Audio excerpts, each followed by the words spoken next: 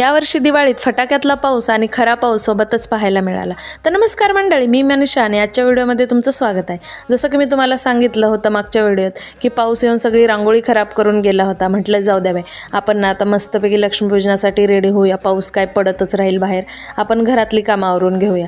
मग काय पूजा वगैरे मांडून घेतली आणि पूजा करून घेतली। आणि तर पूजा बघा माझी किती सुंदर दिसत आहे, रांगोळी, दिवे आणि एकदम छान पूजा झाली होती। मग नंतर आरती वगैरे करून घेतली आणि मग काय नंतर पाऊस उघडला, मग गेलं होतं फटाके फोडण्यासाठी।